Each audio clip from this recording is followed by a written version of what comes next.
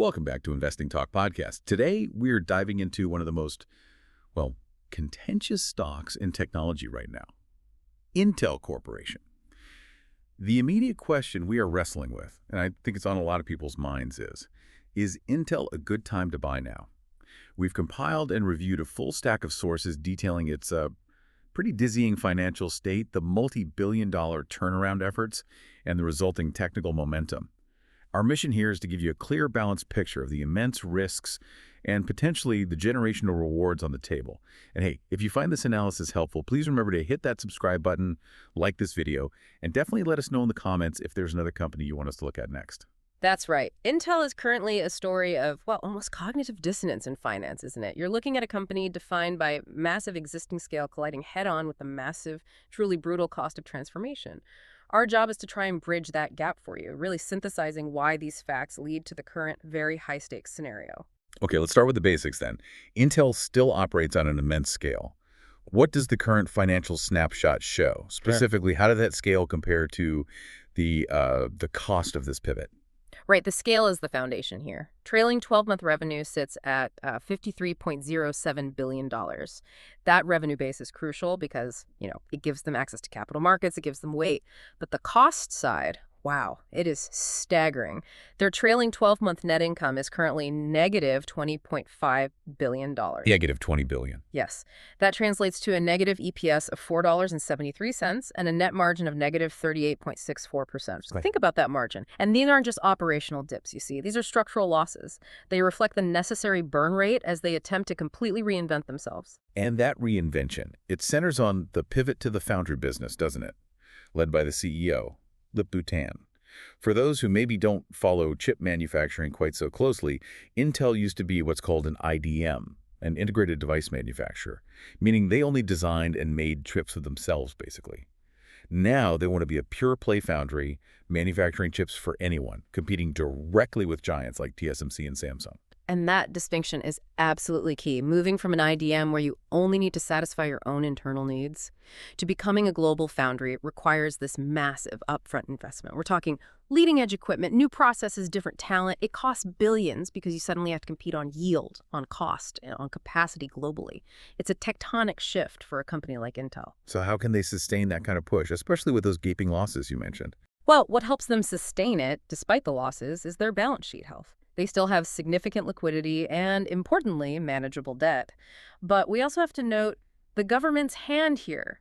The sources we looked at repeatedly cite the financial support coming from the U.S. CHEPS Act. Right, that's a big factor. It's crucial context. The CHEPS Act is essentially government funding tied directly to geopolitical necessity, this big push to reshore semiconductor manufacturing capability back in the U.S. That gives Intel a kind of structural tailwind that, frankly, competitors operating mainly abroad don't receive to the same degree. That government safety net is huge, no doubt. But, what often speaks louder than government policy is where the smart money is moving. Despite those deep red numbers on the income statement, institutions seem to be placing major capital bets on the success of CEO Tan. His credibility, right? Built on decades in the semiconductor industry. That seems to be a core reason for this confidence. So what does that institutional vote actually look like in the last, say, 3 months? Well, it really suggests the market is shifting its focus, moving away from the present pain and looking towards future potential, and it's being catalyzed by these strategic capital inflows. The biggest headline, of course, was back in September 2025. NVIDIA announced a $5 billion equity investment. They took about a 4% stake. Okay, a $5 billion investment from arguably their largest strategic competitor. That's an extraordinary signal. But let's dig into that a bit. If NVIDIA thinks Intel is the future, why are they still sending their flagship AI chips, the really high-end stuff, to TSMC? That's the critical nuance, isn't it? The deal wasn't just a cash injection, though that's significant. It included operational collaboration, specifically on custom x86 CPUs and specialized system on chips using NVIDIA RTX GPU chiplets integrated by Intel. So what this means is NVIDIA is using Intel for specific strategic products. You're right, not yet for their most advanced, highest volume AI chips, but it validates Intel's foundational technology, and it instantly positions them as the crucial U.S. manufacturing partner in this ongoing AI arms race. It's maybe less about immediate volume displacement of TSMC and more about strategic necessity, maybe diversification, and proving the viability of an American supply chain. Okay, that makes the intent much clearer, sort of an insurance policy and a validation rolled into one. And we also saw SoftBank, right? A major global venture fund. They invested $2 billion back in August 2025 for about a 2% stake. So that double whammy really confirms that institutional conviction, even with the current operational losses. Exactly. Big names placing big bets. But restructuring isn't just about spending billions on new fabs. It's also about proving financial discipline, right? Yeah. What painful, specific cost actions is CEO Tan actually taking? Yeah, he's definitely pursuing aggressive efficiency measures. Seems aimed at streamlining operations pretty quickly. The sources outline plans for potentially up to 25,000 job cuts. That's a huge number. And significant slashing of management layers, too. They seem really serious about demonstrating financial focus alongside all that strategic spending. And the Ohio factory, that massive project. Right. Even their long-term growth plans are being disciplined. The expansion at the massive Ohio factory complex, which was, a huge marquee project for them, that's been deliberately delayed until 2030. 2030, wow. Yeah. Pushing a major capacity investment back 5 years like that, it explicitly underlines their commitment, or at least their stated commitment, to prioritizing financial return and operational focus over just rushing expansion for its own sake. Okay, so while that strategic pivot is clearly costly and involves tough decisions, the stock price itself seems to be reacting, well, pretty positively to this narrative of change. After spending years kind of range-bound, Intel is having a stunning year, price-wise. What does the technical picture tell us about this market optimism? Well, market optimism is undeniable when you look at the price action. The stock's currently trading around $37.01. This is as of mid-October 2025. And year to date, it's up a remarkable 86.94%. That's moving significantly off its prior lows, which were down near $17.66. And the technical analysis seems to reinforce this bullish momentum, at least for now. Can you give us the key levels and maybe what the technical health indicators are showing?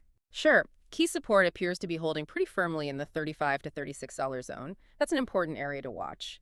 Indicators like the Relative Strength Index, the RSI, and the XCD, they suggest healthy momentum right now.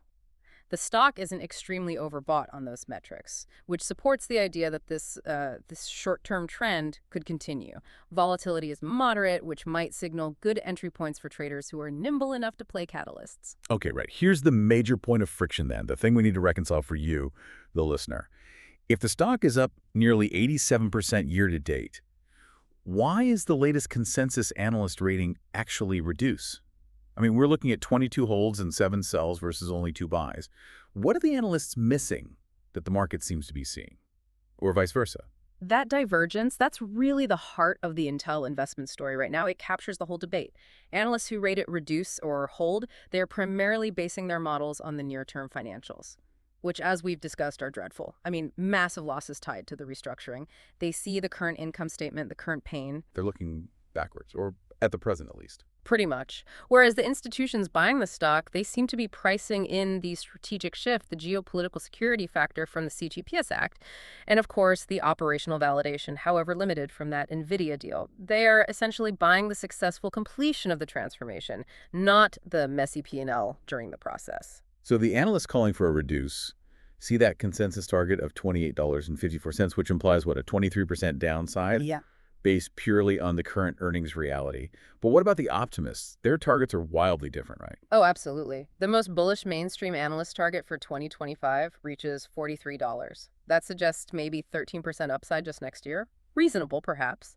But then you have these extreme outlier estimates. Some analysts who raised their Q3 targets, apparently following some positive progress reports, averaged an unusually high target of $118.33. Whoa, $118.33. Hold on, that's almost 4 times the current price. What on earth would need to happen for Intel to justify that kind of valuation? Yeah, that extraordinary price target is entirely contingent on, basically, flawless execution and achieving significant market domination in the foundry space. It requires Intel to not only achieve competitive yields, which is hard enough, but to fundamentally displace TSMC from a major Tier 1 client. Think someone like Apple or Qualcomm moving significant volume. And they'd need to truly win the high-volume 3-nanometer and beyond manufacturing race. That kind of valuation just shows you the sheer scale of the long-term execution bet that some people are placing here. It's a huge if. Right. So for investors looking at Intel now, the next 3 months seem like key validation points that could either justify the current momentum or potentially deflate it quite quickly. What catalyst must we watch closest? What should you be looking out for? Okay, the most immediate and probably the most important short-term checkpoint is the Q3 earnings release.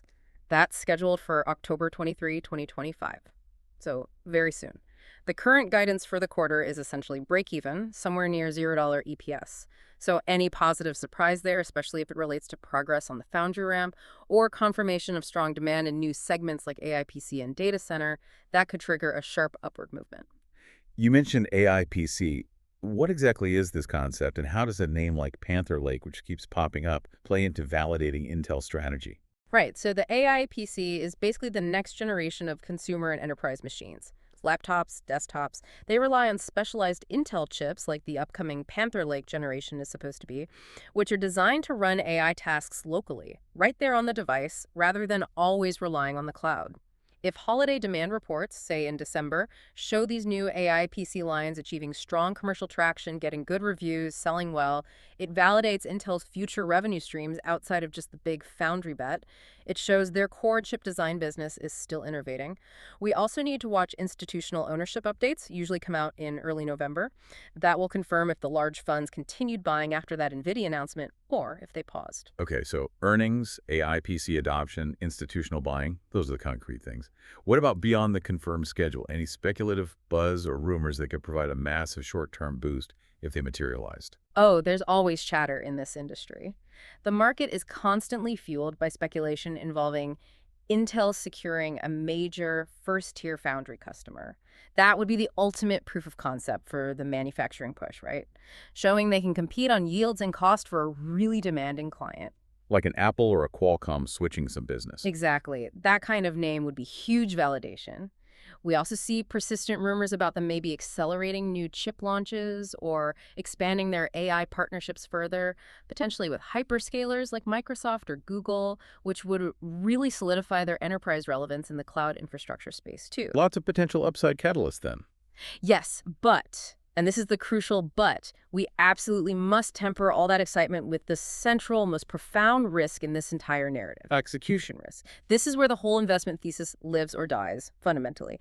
And it is the core reason for all that analyst skepticism we talked about. The question boils down to this. Can Intel truly achieve competitive manufacturing yields and cost targets against established, incredibly efficient giants like TSMC? And why is achieving those yields such a uniquely complex challenge for Intel specifically? I mean, it's not just about managing cost cuts, is it? No, not at all. Because TSMC has had years, decades really, of lead time and has absolutely mastered high-volume, cost-effective manufacturing, specifically for external clients. They have zero internal conflicts of interest. Their entire business is serving others. Intel, meanwhile, is operating under the heavy weight of immense capital expenditure, massive R&D spending just to try and catch up technologically, while also transforming their culture from an IDM to a service-oriented foundry. That's a huge internal shift. Any significant deviation in their yield projections, meaning simply getting fewer good chips per expensive silicon wafer, translates directly to higher costs. That pushes back profitability deadlines, potentially by years, and it would almost instantly deflate the current optimistic sentiment we see in the stock price. It reopens that valuation gap very quickly. Right. A lot hinges on getting that manufacturing piece absolutely right. Everything hinges on it, for the foundry strategy at least. So if we tried to synthesize all these factors for you, the massive institutional support, the geopolitical backing via the CHIPS Act, the painful but necessary restructuring, and this huge execution risk. What does it all mean? Well, Intel really is the epitome of a high-risk, high-reward bet right now. The overall bullish outlook reflected by those strategic investments, you could maybe rate it an 8 out of 10, but only if you fully accept the caveat. You are betting on a flawless multi-year execution. Yeah, it seems like it could be an attractive option for more tactical traders, people looking for short-term gains around those catalysts like the upcoming Q3 earnings, especially given the strong technical momentum it has right now. But fundamentally, this really remains a long-term investment, doesn't it? It requires patience. You're banking heavily on CEO Tan successfully completing this transformation and also capitalizing on the structural industry growth driven by things like reshoring efforts and government support. That sums it up well. They have the money, apparently. They have the institutional trust, at least from some key players. And they have the government's structural support. Now, they absolutely must prove they can consistently turn those massive strategic investments into resilient earnings and, critically, into those competitive foundry yields. Yields that are good enough, cheap enough, and reliable enough to attract the world's largest chip consumers away from the incumbents. Okay, so maybe the final provocative thought for you to consider as we wrap up. Since major players like NVIDIA have strategically partnered with Intel for certain products while still reserving their most important flagship chips for TSMC, is Intel's biggest hurdle moving forward convincing the market that its technology is truly superior? Or is it simply proving that it can deliver the sheer volume and the day-in, day-out consistency required by these global giants? Something to think about. Thank you for joining us for this analysis of Intel Corporation. We hope this exploration helps you make a more informed decision.